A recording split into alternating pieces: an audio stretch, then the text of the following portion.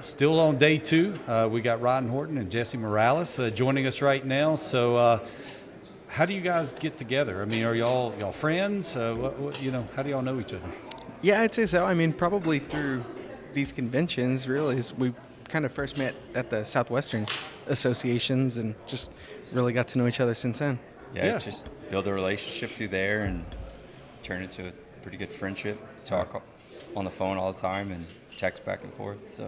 So both of y'all's businesses, are there similarities to it, being like legacy companies where, handed down from generation to generation? It's that way. So, I mean, his dad started it. My dad kind of started to phase and each kind of doing our own thing there. And so it's been good, and we can kind of, talk to each other about situations and absolutely share stories. So folks who've watched the podcast may recognize Ryan from his episode where we interviewed him. So Ryan's with Polar Ice, and the other gentleman joining us is Jesse Mireles from Mireles Party Ice. And so Jesse, do you want to introduce yourself a little bit more to everyone watching? Yeah, so I'm Jesse Mireles. The company's Mireles Party Ice. We're in San Antonio. Kind of service South and Central Texas, Austin, Corpus. Yeah, fantastic. And how many generations is your company? Is it just your dad started it, or how far does it go back? Yeah, so my dad started the company. He started with a convenience store, and then was processing ice for the convenience store back then. And then the ice company was kind of like just in the natural progression of the convenience store. And so in 2001 is when we started the ice company. I was 14 years old. He made me the vice president of the company at the time. At 14? At 14, vice president no of pressure, nothing. Right? How much was he paying you? Yeah, how much was he paying you at 14? I don't even remember. It was a while. Was so. it above a roof over your wage? head? I got paid. I mean, I was invested. So, yeah. I was just dedicated and, So were you voluntold? Is that what happened? Pretty much? Somewhat. No vol in anything, right? You were just told, hey, yeah, this is what you're doing. Yeah. Now, how about you? Is it just parents or? Yeah, how far back? my dad started it in 1985. He was working for like a mom and pop grocery store, and he's always been real, mechanical. And a guy came to him with a Manitowoc machine and was like, "Hey, can you fix it? I'll pay you for it." Well, the guy couldn't pay him for it, so he started scooping ice into a bag and built it into a almost 200-ton ice company now. One of my favorite parts of all the episodes that we did was when we had you on and you get a call and we're just like, no man, take the call. So we had it live and it got published that way, and that was one of my favorite parts. Because we're not professionals. We just enjoy doing this, and I thought it was quite entertaining, at least for me.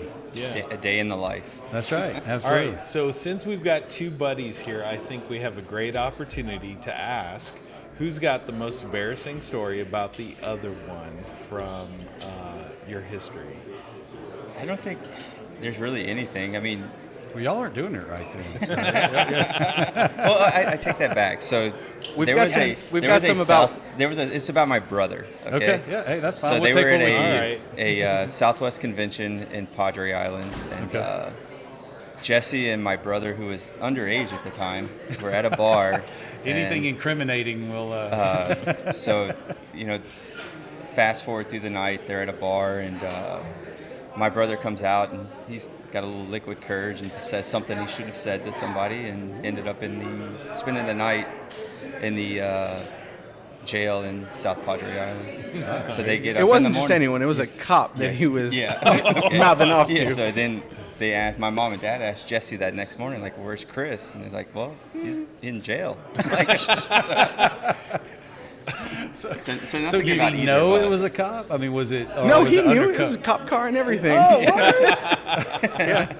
A little more courage than just Roy Jr. Yeah. Yeah, that's. Oh wow. Well, that's a good story. So, how many conventions you guys been at? Oh man, this is I started going to IPIA in 2016 or 17. Okay. And I've missed a couple here and there with having kids and just staying home, but for the most part, and now that I'm on committees and board of directors, go to every one. Right. So, yeah. Well, you've been coming since you were 2, right? You were 4. Yeah. No, we got involved with the Southwest in '08 and with the IPA in 2016. So same thing, Yeah, almost hit every one of them since. Right. And then Jesse, I think you're part of the leadership of the Southwest as well, right? Yeah. So this year I'm chairman of the Chairman. Southwest. So got big shoes, over there, responsibilities, also involved in the board committees here at the IPIA. You guys are both got your fingers right in the industry. For someone else out there who's watching this podcast who's never been to an ICE convention, maybe they're around your age, they're looking to take over their family business, what would you say to that person about coming to either the Southwest or the IPIA? I mean, it's a great learning experience when you come to these things, especially the bigger ones like this, because you get a more variety of companies and you can learn something from anybody and then get involved with the association, get on a committee, get on just anything you can do to learn as much as you can. And you'd be surprised how much like information people share with you and like advice. And it's been a huge benefit for me. So. Mm-hmm. Yeah, I'd say it's just what you want to make of it. You can go out there and meet everyone and, make some great friends along the way, and you'll have, resources that you can call for whenever things are good or when things are bad and you need help. So It's really good. The IPI is great. You can, there's a lot of opportunities to participate with committees, and so that's been really, really good. You really get to know people at these, but also at the smaller fall and spring board meetings as well. So those have been really good, just to get to know people on a professional and personal level. Yeah, that's what we've enjoyed the most about being in the ice industry, is just getting to know people like you guys, and just the genuine nature of the Iceman. Because at the end of the day, I mean, it's always you guys joke, it's like, man, we're just freezing water, but obviously there's so much more to it. I mean, it's the cleanliness of it all. I mean, if anybody's watched any podcast, they know that we definitely promote ICE's food and IPIA and the endeavors that you guys challenge yourself with every day to make the best product that you can, and it's not just freezing water. That's one component of it. Talking about that, is there anything, obviously y'all grew up both in the ice industry, but now that you guys are managers and owners, and all the responsibilities are falling on y'all's shoulders, I mean, is there something that you guys you didn't realize was going to be such a big challenge about, in the industry? We'll go with you first, if that's okay. I mean, just like employee retention, really. Okay. Keeping people happy is something that I try and, like tell my dad, like, hey, we got to keep these guys happy, and especially nowadays. And then technology that's coming into the industry. Right. I mean, like, you guys help out a ton. Just stuff like that, really. Yeah, so how about you, Jesse? I mean, it's really, like, every day is an adventure, It just, you've got to just adapt to whatever presents itself. You might be working on a ice maker or a truck, and then you're dealing with a legal issue or accounting, and there's just so many things to it where you're right, it's not just freezing water, but, you got to just kind of learn and, lean on some of the friends that you've made along the way, and kind of, get mentors and just, do the best you can. Yeah. I know Ethan's not saying anything, but he can totally identify with that. He wears all the hats sometime in his business, and he kind of never knows what's it gonna be today. That's gonna catch you off guard. It's kind of like parenting. You gotta respond. Yeah, that's just like parenting. You've got Dealing kids with children. Man, I was trying to compliment you. I've been absolutely blessed with the folks. I'll say, and I wonder if you guys would agree, probably the hardest part for me, I mean, when you're talking about dealing with employees, but I mean, that's also some of the rewarding part of it as well, and seeing their maturation. But as I've moved more into management, and you're like, well, you've been the owner, but as you know, being the owner doesn't mean that you're just sitting there managing all day. I mean, because you may have to go out there and work on any piece of equipment, or you may be taking out the trash the next day. I mean, you just got to do what you got to do. But hardest part for me has probably been letting go of the things that other people can do, that they not the can same do, as yeah. And watching them kind of stumble, it goes back to what you're saying, Jesse. It's kind of like being a parent. You have to allow them to fail because that's how they learn on what they're doing. But well, if I just did it, I could have got it quicker for the customer, but you got to allow that to occur. And that's probably been the toughest part for me, moving more almost in full-time management, because, I don't deal with the day-to-day RouteMan stuff as much. So It makes sense. So, yeah, it's just yeah. being able to delegate, really. Yeah, absolutely. It's been a challenge for me, but also, like I said, the rewarding side of it, just like watching your children grow. So, as far as families, I know you've got a young family. So, where you sit these days on children? Yeah, so I've got 2 kids. My daughter is 3.5 years old. My son just turned 1 last week. That's so awesome. They're little. They're a handful. They're so fun. They're my whole world. Yeah, it's amazing to watch. How about you, Ron? So I got 2 kids, 11-year-old boy and an 8-year-old girl, and they keep us busy all the time. All the Sports and just anything, school stuff. It's always it's never a dull moment in the house with those 2. Especially our little girl is a funny person, and my little boy is the same way. He just super happy all the time, and just so it's a good time at the house. Well, I encourage you, if you're listening to this podcast, to go back and listen to the full one with Ryan. So very entertaining. And again, one of my favorite parts is him answering the phone, like I said. You're going to get Jesse on too. Yeah. I think we may have a few plans for that as well in the works. We have like a dual Texas Mafia one like we got right now. Well, Jeff, you got any other questions for these gentlemen? I really don't. Appreciate you guys. Anything else you'd like to share? Yeah, you got any questions for us? No, we just want to say thanks for, helping us, and your system has been We great appreciate for us. that. So, Yeah, we appreciate it. So And I love that y'all are doing this. It's a great way just to get to know people that you might not have a chance to get to know at one of these things. So it's really interesting hearing the longer interviews with people, and just hearing people's stories. It's really cool. Yeah, even the camaraderie that Jeff and I have found, that we've interviewed somebody like, say, Steve Ward, that's the chairman this year, but we just saw him in a restaurant, and that instant kind of connection, even though I had not met him in person, but we have that history. Or like Pete DeGrandis.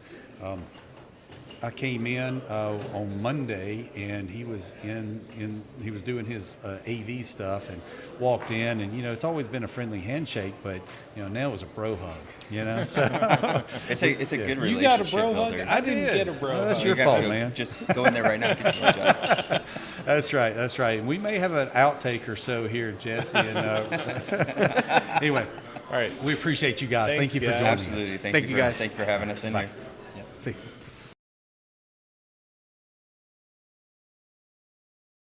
All right, we'll continue our interview. So we've got Winnika, and we also have Junior, both from St. Thomas. So tell us a little bit, introduce yourself, if you will, please. Okay, my name is Junior Jean-Baptiste. I'm from St. Thomas, Virgin Islands, and I'm actually representing Express Ice in St. Thomas. That's the ice company that provides most of the ice to the different convenience stores, to the marinas, and all over the island to different people and customers base, right? So I'm here just trying to link up with all of these companies and learn of all the new technology, all the different things that's happening in the ice sector. Yeah. Right? So it's a very important thing. We've met with so many people in so many different ways and means that you wouldn't even believe how much it all just comes together. Right. Really loving it. Awesome. Great. So this Winnika? is All right. sorry. So this is your first time here? Go ahead. Yes. And go ahead and, sorry, I didn't mean to jump in there. Go for it. No. Hi, how are you? My name is Winnika DeGout. I am the management assistant for Express Ice, and it's such a pleasure to be here to see in person all the networking that goes on for this convention and for being a member. You know, you have a lot of great companies that we work with.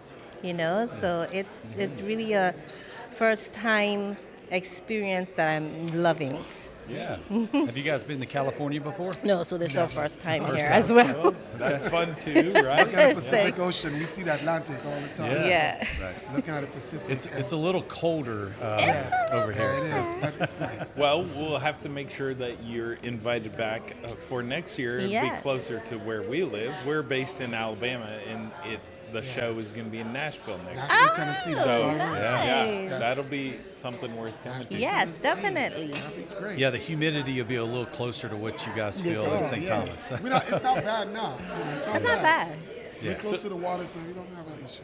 So I'm curious, how did you find out about the IPIA, or how did you decide to come this year for the first time? So we have a new system that we got from Matthiasen, Okay. and also the heat bag sealer that we got from JMC. And we met, it's true modern ice. So we met Maria and Archie. and those guys were like, we have a trade show that's going on in California. Why don't you guys come along? And we're like, yeah, I really got to talk to these guys, you know. So we came up and we've been meeting with not only them and ironed out the issues that we've had, you know, with tech support and all that stuff. Also, we've just met so many different people that had so much to offer as far as the different types of ways and means, even some new business prospects that we're going to be exploring with some of these other guys. So, Correct. yeah, I mean, yeah, amazing. I just love it. Well, it's very cool to me. I was able to meet you guys yesterday at the first members or first Yeah. time attendees Right. kind of welcome session for everyone who's watching. If you've never been to an IPIA, that's the very first kickoff thing. And Yes. I like to get to make that first connection. And when we were speaking, you know, you asked me what we did, and I Right. told you about our routing software, and you guys just lit up like that Yeah. wasn't even something on your radar at Yes, all. And yes. it was like, that's gold right We Yeah. still there. use paper. We Correct. still use paper, and Yeah. all of your software will take it to a next level. Correct. And even the monitoring software, that's another opportunity that I'm looking at as well. Yeah. The monitoring The inventory. the monitoring the inventory, yes, all of that. So that's the something things. I'm definitely thinking of. I'm not even thinking about using it with the other one. I'm thinking about using that as a standalone thing that I would push to the different people that has those merchandisers, Okay. that they would be able to monitor their stuff, and that's huge as well. That's another opportunity. Have you I ever been- always see. Go ahead, sorry, please. I always see business opportunity in everything. So yes. Well, I want to ask you, because you don't just, Junior, you don't just work with Express Ice, and you're talking about the tourism.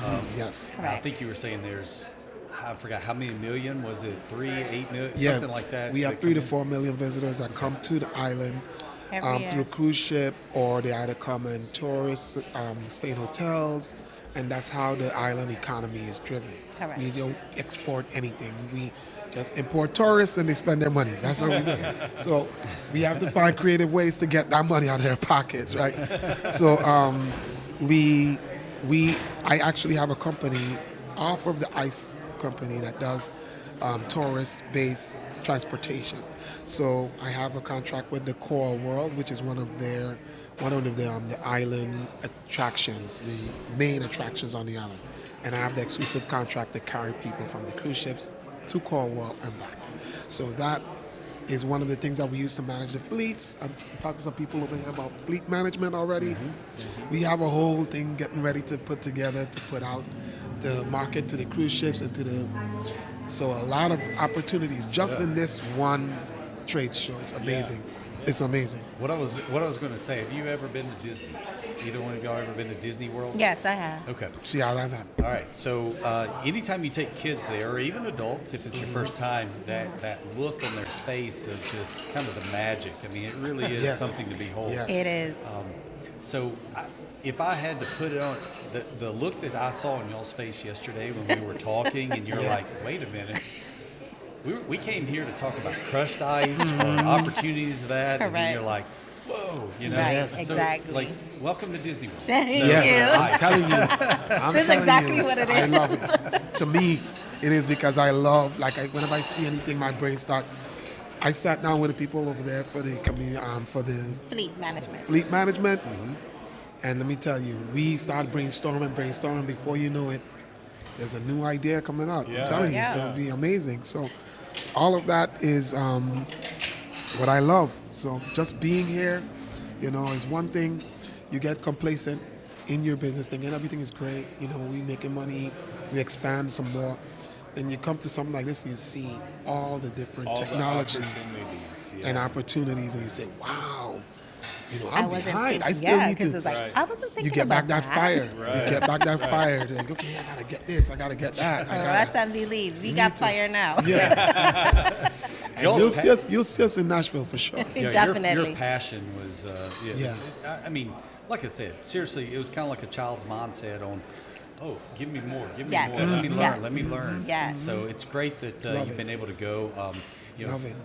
The conference this year, they started as far as the IPIA, just with a very big ballroom, but then more people were being added, more vendors wanted to come. They had to open up the section, and then we're outside of the main ballroom right now. Yeah, we're in doing the this, hallway. And now it's all the way to our right, Yeah, and to there's our a left. whole row of vendors out here too. Yeah. They've come kind of late to the party, but they're here. Yeah. They're For, in the for party. people such as you guys that are Yes, trying yes. to learn and Yes. find a better way of doing things. Yes.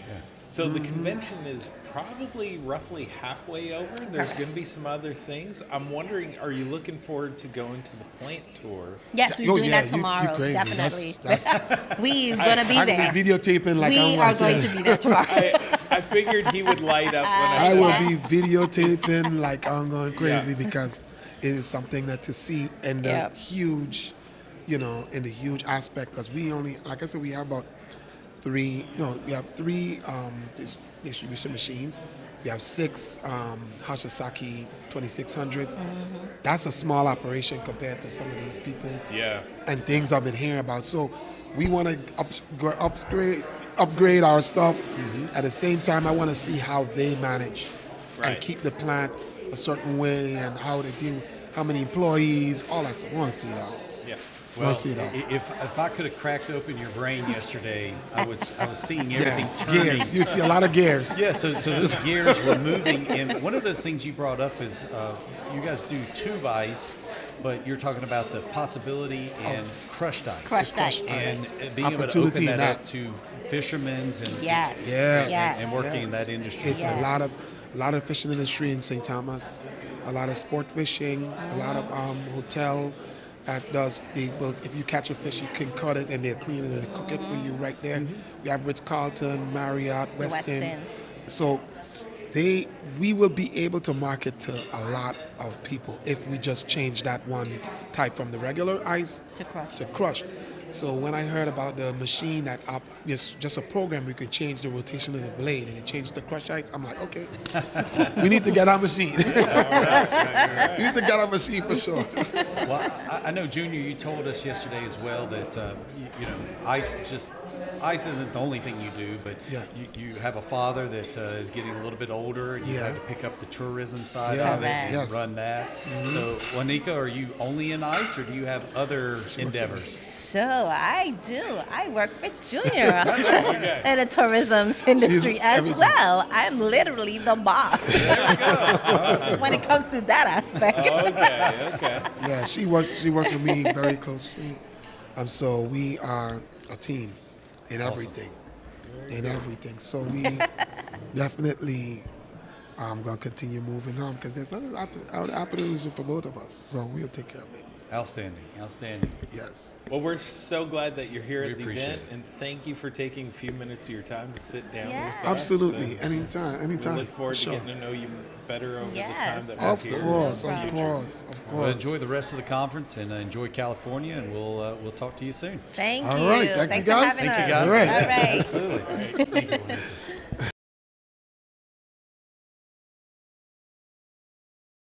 All right, so our next two guests don't really go together, but they kind of do. They know each other, and so I just met Inma yesterday for the first time. She's a first-time attendee And a vendor. and a vendor here. And then she introduced me to Carolina and said that she would probably enjoy being interviewed on the podcast. So we're going to have you each introduce yourself. So Inma, would you go first and just kind of tell us who you are?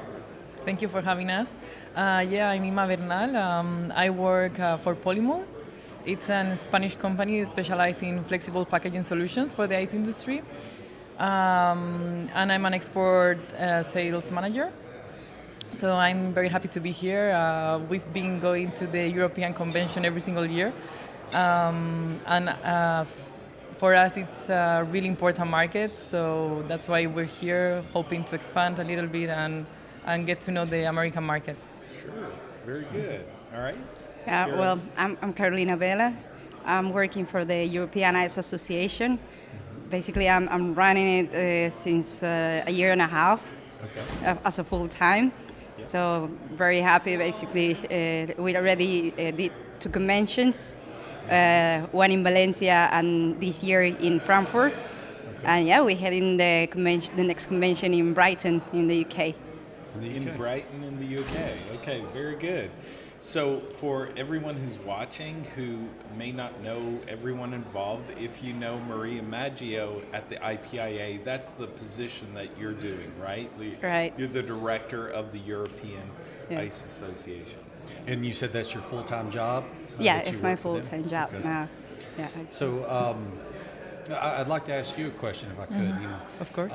As far as, we understand shipping, and if you're doing plastics and things like that, are you guys looking to sell directly into the U.S., or will you have like manufacturing here, or how does that business work?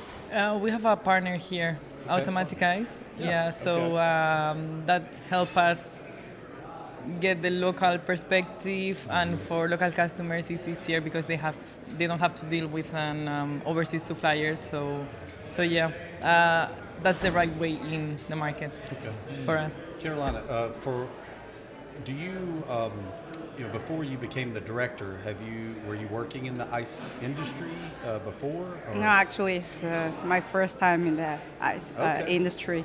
Yeah, I'm learning. I'm still learning. Okay. What did you do before? I was working in finance. Finance. Okay, Yeah. Finance the ice. That's it. Yeah. That's Yeah. A lot of times you hear people come out, I worked with bread, or I worked in this industry or whatever. So I don't think I've heard the trajectory of finance to ice. How did you find your way to ice? Ice, actually, it was my customer, the European Package Ice Association. I was doing taxes for them. Oh, okay. Yeah. So now that makes a lot more sense. So, how would you say your first impression of the convention here versus the convention in Europe? What surprises you, or what seems different or the same?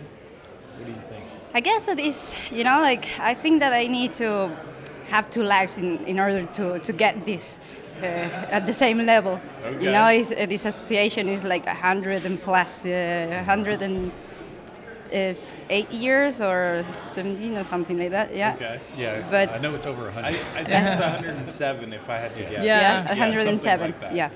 So, we are 17 years now, and we basically have a lot of people now, more than when I started.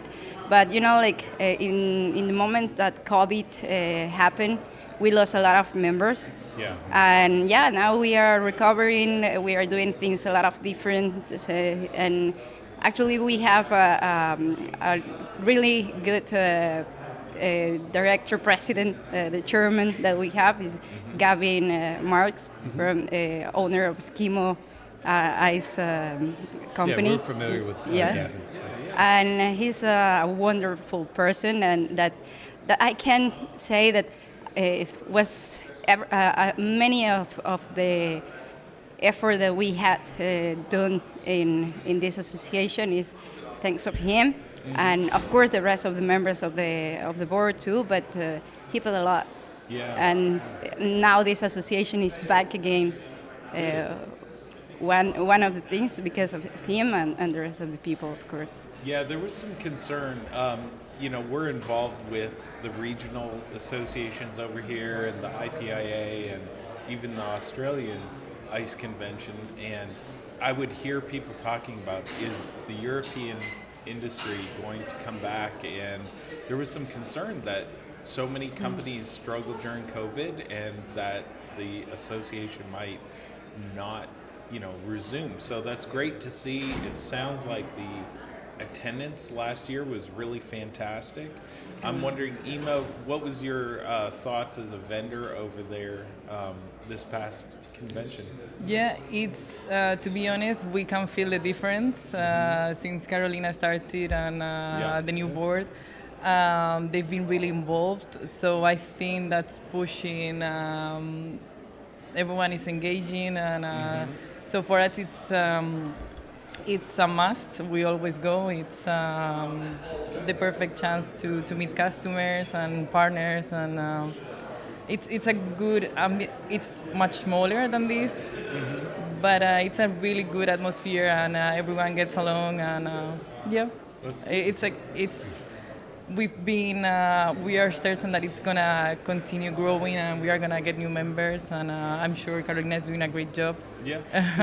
Yeah, and we can feel the difference for sure. Good. The consumption of ice seems to be so much greater here in the United States. The times that I've traveled to Europe, if you ask for water, it's not going to come with ice. If you ask for water here, 9 times out of 10, or maybe 99 out of 100, you're going to get ice. Yeah. So we as Americans tend to consume so much more ice than the European, theater, if you will. So do you see a transition, or is the consumption of ice growing in Europe?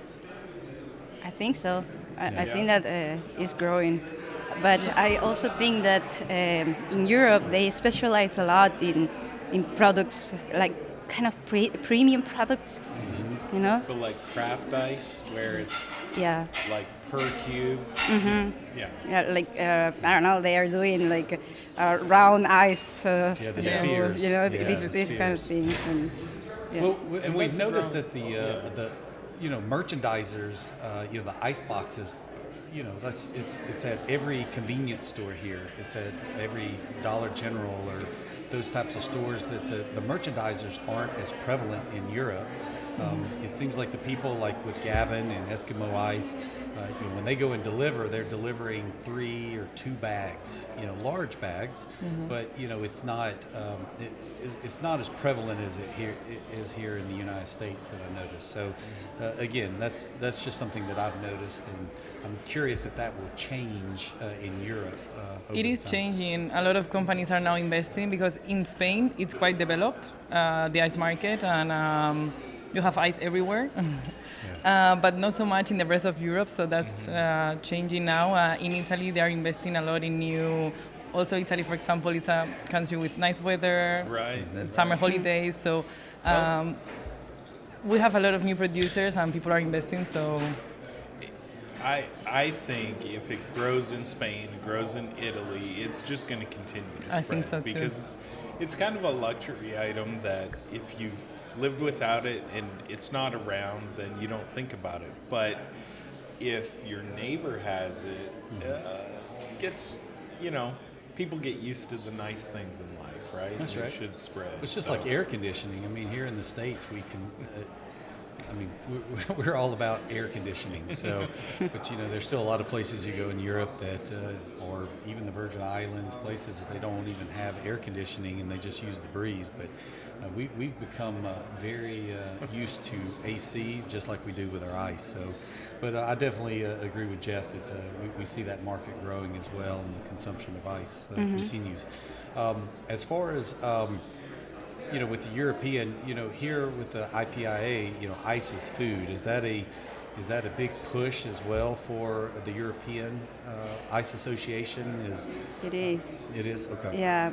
Well, we have our slogan is ice you can trust. Oh, okay. Ice that you can Yeah. trust. So basically, that's where we point in all the time. Like in Europe, of course, I guess also here, you need to have some protocols in order to produce the ice, and you need to have that standards, especially when it comes that you sell into Resellers like grocery yeah, exactly, stores. like They're supermarkets. consumable, yeah. Exactly. So basically, all the members are presenting their certifications of productions for IPIA, and yeah, basically that's the most important. So that if any person that is a member of IPIA is the ice that you can trust. It's clean, Actually, right? is- I is like that. Yeah. It was interesting to me yesterday in the session that we had. They were talking about metal detection and just the higher standards that are being pushed at different places around the world. And, the IPIA is doing the best it can here in the U.S., but looking forward, they see that there are other standards that we're going to be, eventually required to mimic or comply with and do similar things in the future.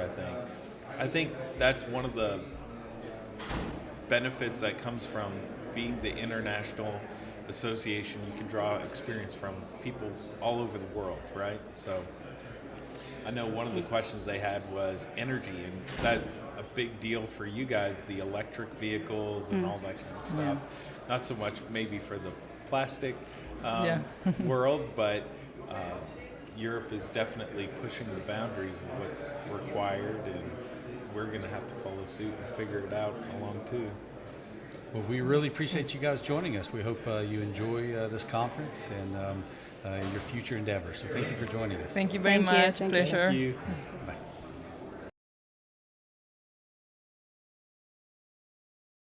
All right, continuing on our interviews, we've got Nick Marco. He's with Odo Data. Nick, why would somebody care you being here, or why are you here at the conference? Well, I'm not quite sure yet. But no, I mean, look, I think I'm here to really support you guys with the partnership we have, and I'm the go-to technical guy, I guess, Yeah. or at least I claim to be.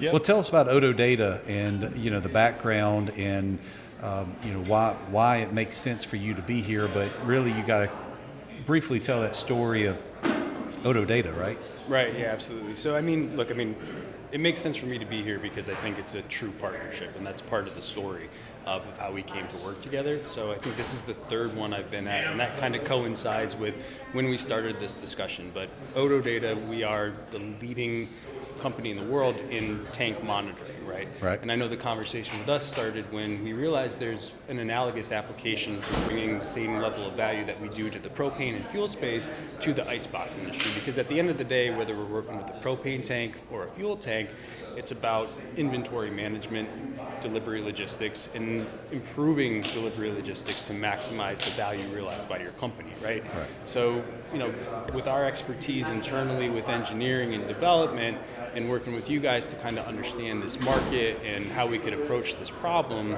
I think we've come up with a pretty good solution. So, and just to kind of maintain that working relationship, because ultimately I think the partnership relies on us communicating and making sure that we're hearing the voices of the customer on both sides. Yeah. You guys have been. Go ahead, Jeff. Let me just pause and zoom out a little bit for anybody who's watching who is a little bit lost. So, Odo Data is a partner with our software team in producing RouteIce, which is a icebox monitoring system that we offer here at the IPIA. And throughout, all our customer base. So I'm just trying to clarify that, just to make sure everybody's on the same I page. kind of jumped into it, didn't I? No, but that's what we wanted you to do. So. Well, you guys both know what you're talking about. I just want to make sure if somebody clicked on this video, they know what the heck we're talking about too. And we've always talked that we really try not. I mean, it's not like we're inherently trying to market ourselves or the Route Ice product, but it's about why people come to the IPIA and why you would be here at the IPIA and the market that you guys and what from the propane side, because Ododata has nearly 3 million monitors out in the propane space, but it's not the only thing that you guys do. So I'd like for you to talk a couple of the other industries that Ododata serves outside of the liquid propane. And all that experience culminates on why you're a partner with us, but it's that experience of monitoring in that industry itself. Yeah, and just to speak to the show real quick, I mean, there's a lot of conversations that I've had that people are like, this is why we're here, right? Like, we're here to learn about new technology. So from our perspective, we come to shows to kind of, together hear about what those needs are, and if a need is not being met, how can technology fill it, right? And so taking our approach, this general approach of a cellular communicator that can communicate data, we can apply that to a lot of different verticals. So obviously we're doing the ice boxes, we've got our start in propane, but moving on, we're also looking at things like wastewater, right? Like mobile assets and location, fuel and lubricant vessels, right? So if you think about a commercial diesel or commercial gasoline tank at a farm, that is something that we could put our same device on with a different sensor, but again, the end goal is still having that visibility into that tank, into that inventory, so the provider can make an efficient delivery and make sure that their customer doesn't have. So people will hear terms like IoT. Can you explain what IoT is? Not only the name, but why is that relevant? Yeah, I mean, and it is kind of one of those blanket terms that people throw at a lot of things to make it exciting, right? But again, it stands for Internet of Things.